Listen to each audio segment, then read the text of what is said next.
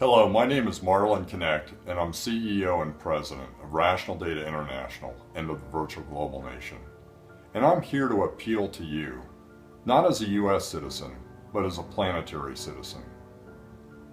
The Virtual Global Nation is a new form of government that provides mechanisms for people's voices around the world to be heard. And Rational Data International is a social entrepreneurial organization that invented the third-generation web technology that makes the Virtual Global Nation possible. I want to invite you for a moment to imagine our planet from a universal perspective, as if we had the opportunity to visit planet Earth from the distant future and a far point across our galaxy, almost as if we were time-traveling historians. Upon arrival in this time, how would we evaluate the human species' development and stewardship over the planet at this choice point in human history? We might ask questions like, do they have an effective governance system in place that honors the many people around the world? Do they provide representation for all planetary inhabitants?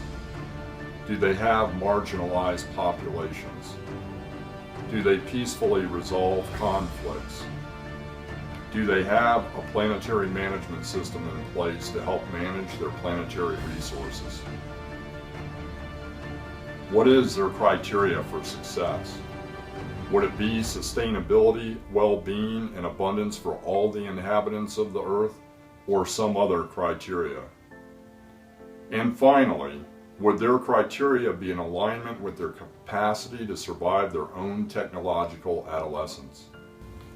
Almost as if visiting from our imagined future, I am here to talk to you today about a new kind of governance model, a new way to manage our planet, a new kind of technology, and a very pressing issue: the likelihood that our planet's ability to sustain our current day standard of living and the standard of living that many aspire to is rapidly coming to an end.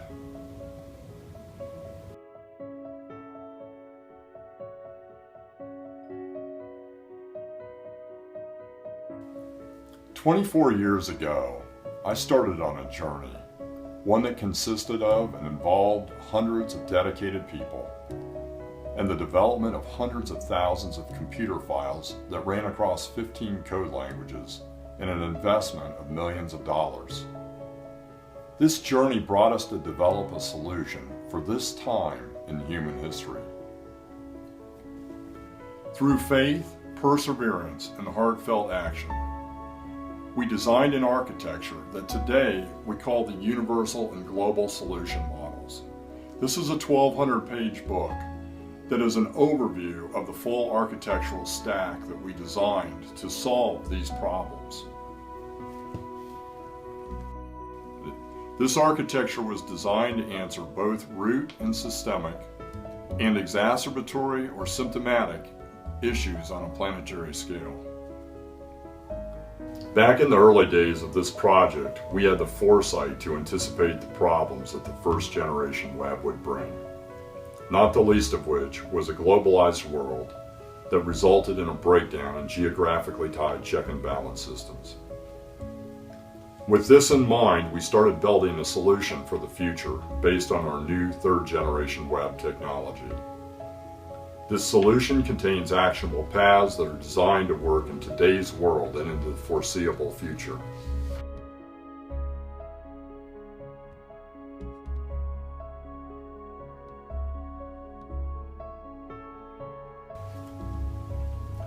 The problems we face fall into two categories. The first of these are the root or systemic problems that have to do with our current systems and governmental models for managing our world. Second are the symptomatic or exacerbatory issues that are predominantly driven by human population growth, such as access to food security, clean water, clean energy, medical care, and access to economic opportunity. To address these issues, we must begin by solving root or systemic problems first. Many of the government's institutional models and check and balance systems that exist today are based on 17th century models that are tied to geographic areas and were not designed to deal with today's globalized world with an ever-increasing number of multidimensional and cross-border issues. Secondly, there are a number of new conditions like increased complexity, the realities of a highly networked world, and the need for an early detection and awareness system that helps us address issues relating to climate change, Earth systems, Earth threshold boundaries, the globalized economy, as well as individual events like the spread of disease, pandemics, and terrorism. For all these reasons and more, necessity demands that we put a new governance model and planetary management system in place, one that represents the voices of people all around the world. For the first time in human history, we are faced with some sobering realities. First, that we as the human species have reached the point of having significant planetary impact on Earth systems, from climate change to overall ecosystems. Secondly, that we as the human species have significant impact on many other species. Today, habitat loss and degradation affect over 50% of the world's mammals. Moreover, the general trend is that populations of vertebrate species are shrinking on average to about half the size that they were 40 years ago. That is right, half the size in just 40 years. Third, that as a result of our advances in technology and its empowerment of the individual, it is now possible for the actions of one individual or a small group of individuals to have intended or unintended global consequence for the whole of the human species, for better or for worse. This has called us to consider, balance, and ensure the rights of the individual with those of the species as well as those of other species. Fourth, that natural events such as the spreading of disease, pandemics, near-Earth collision objects, and other phenomena can have planetary impact. This necessitates that we have a planetary management and response system in place. In times past, civilizations have risen and fallen, and with this we have seen conditions that have led to their demise. This has prompted historians to ask the question, why do civilizations fail? In a similar way, within the context of these new realities, we offer an analogous question to this. Why would a planetary population fail? It is very likely that these aforementioned realities are both a warning light and a choice point on the dashboard of human history.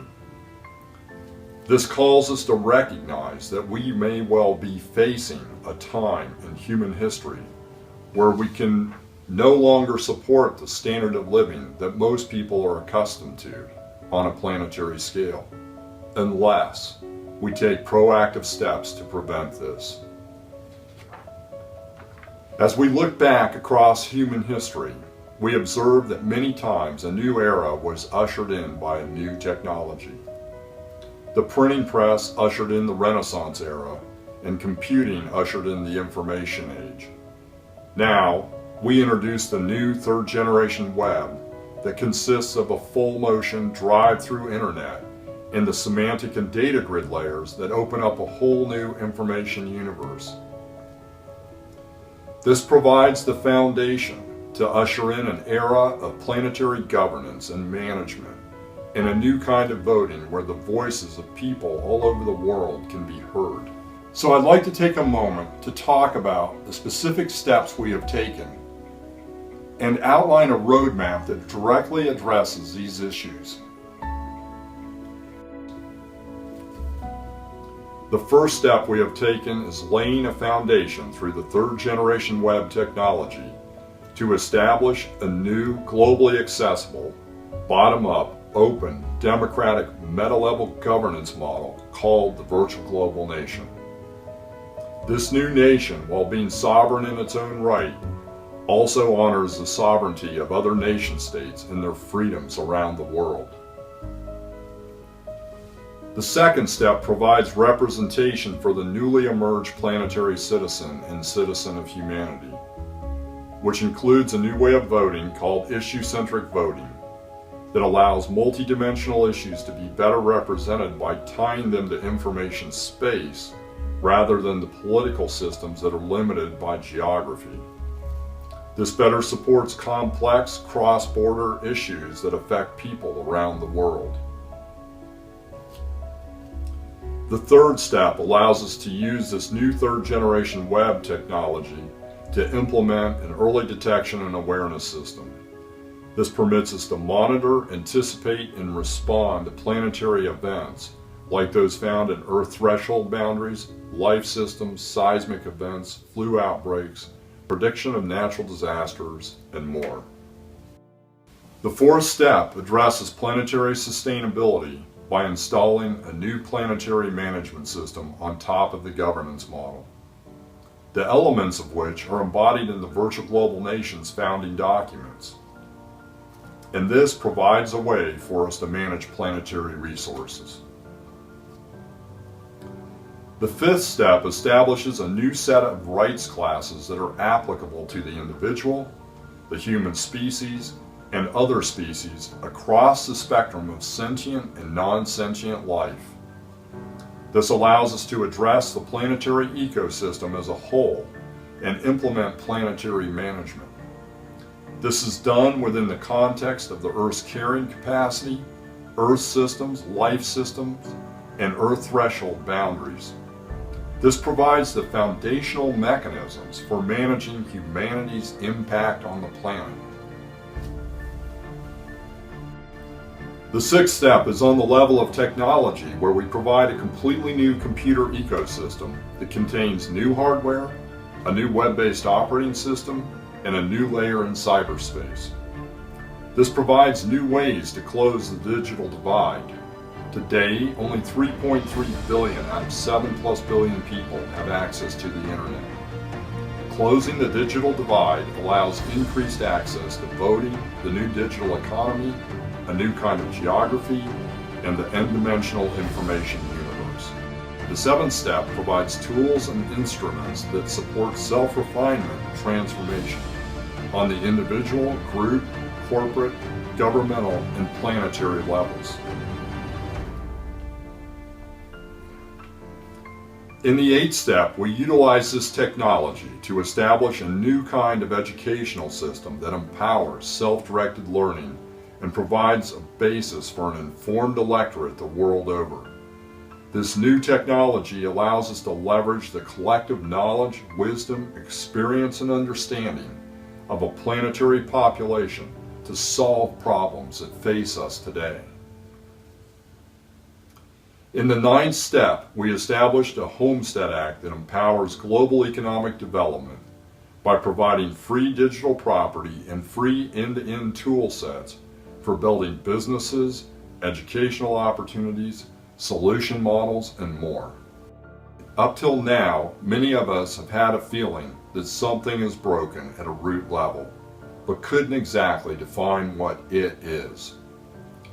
By installing a new infrastructure model that includes a global governance model, a planetary management system, a new set of check and balance systems, and by providing voting based on information space, we can take a huge step forward at this critical choice point in human history and solve the problems that face us today.